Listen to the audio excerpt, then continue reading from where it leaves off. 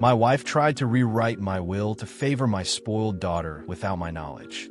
Before we dive in, just a small favor. If you like stories filled with drama, twists, and real emotion, hit that subscribe button and support the channel. That way, you'll never miss out on content that keeps you hooked. I'm a 58-year-old man who built my life through hard work and perseverance. Growing up without much, I vowed that my children would never have to struggle the way I did. I made a comfortable life for my family, and while I was proud of my accomplishments, I could see how my generosity had unintentionally created entitlement. My youngest daughter, S, was my wife's favorite. She had a way of getting everything she wanted, whether it was through charm, tears, or manipulation. I'd always been firm with her, try to teach her responsibility, but my wife constantly undermined me. She's just a child, she would say. Even when S was well in her 20s and still relying on us for everything, I didn't think much of it until I overheard something that would change everything. One evening, I walked into my study and noticed my wife's laptop open on my desk. It wasn't unusual for her to leave it there, but something caught my document titled Revised Will. My stomach turned. I hadn't discussed any changes to my will, and curiosity got the better of me. I opened the document. As I read, my blood began to boil. The document outlined changes that would leave the bulk of my estate,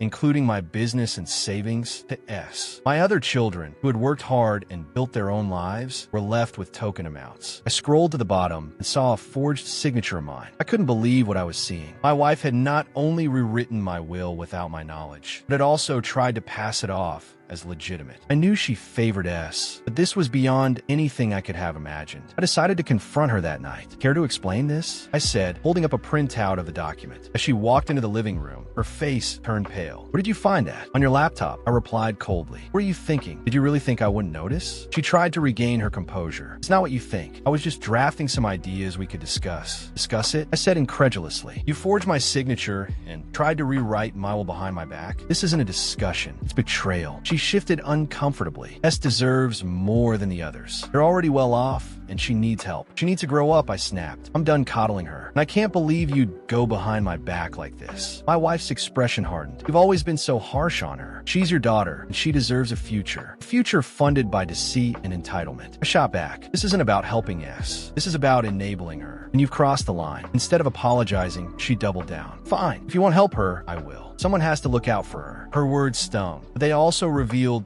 just how deeply she was willing to go to favor S. This wasn't just favoritism. It was manipulation. I knew I couldn't trust her anymore. That night, I locked away my will and other important documents in a secure safe, changing the combination. I also contacted my lawyer the next morning to discuss what I had found. He confirmed her actions were not only unethical, but illegal. If she had filed that forged document, it could have led to years of legal battles for my other children. We need to protect your assets immediately, my lawyer said. Freeze any accounts she might have access to, and we will draft a new will with stricter safeguards. The following days were tense. I didn't tell my wife about the steps I was taking, but she must have sensed something was off. She became defensive and distant, constantly checking in on my activities. Meanwhile, I started noticing subtle changes in her behavior. She was spending more time with ES, whispering behind closed doors and making odd phone calls. One evening, I decided to follow her to see where she was going. She left the house, claiming she was meeting a friend,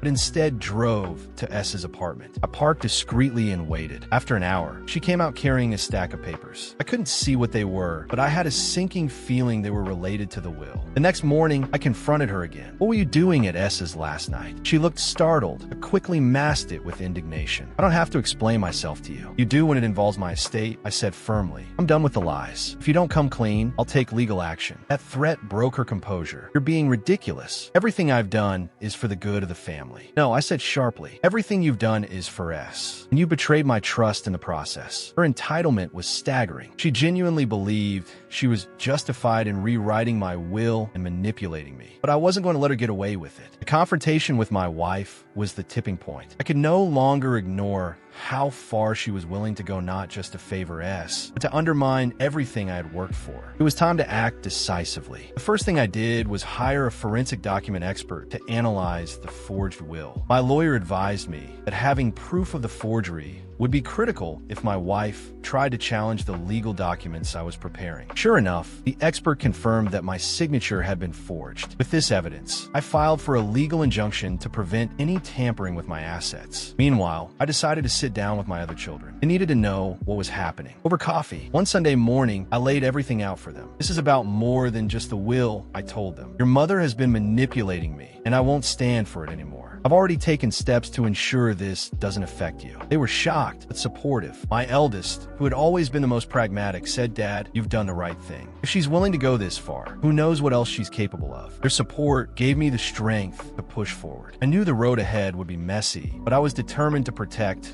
not just my estate, but also my dignity. A week later, my lawyer called with updates. The new will was finalized, and I had officially frozen all accounts that my wife or S might have access to. I felt a sense of relief, knowing that I had safeguarded my hard-earned assets. But I wasn't done yet. I confronted my wife one final time. "I know everything," I said, calmly presenting her with the forensic report and the legal documents. Her face turned pale, but she tried to play innocent. "You're overreacting. I never intended to file that will. It was just an idea." "Save it," I said coldly. "You forged my signature and tried to rewrite my legacy without my consent. That's fraud, and I have the proof." She tried to shift the blame, claiming S put me up to it and that she's the one who needs help. I was just trying to. "Enough," I interrupted. "You're responsible for your actions, and I won't let you drag me down with your lies." The following day, I filed for separation and had her served with legal papers to begin the divorce process. She was furious, but I was unmoved. Her betrayal had destroyed any trust or respect I had left for her. The fallout from my decision was swift. My wife moved out of the house and went to stay with S, which didn't surprise me. What surprised me was how quickly S jumped into the fray. She began calling family members and spreading lies about me, claiming I had abandoned the family and was trying to cheat her out of her rightful inheritance. Her smear campaign didn't hold up for long, though. I had already spoken to my lawyer about releasing key evidence to close family members if needed. When the truth about the forged will and my wife's actions came to light, the family quickly turned on them. S and my wife doubled down on their entitlement, threatening to take me to court for unfair treatment. I welcomed the challenge. My lawyer reminded me they don't have a leg to stand on. If they try to fight this, they'll only embarrass themselves further. Sure enough,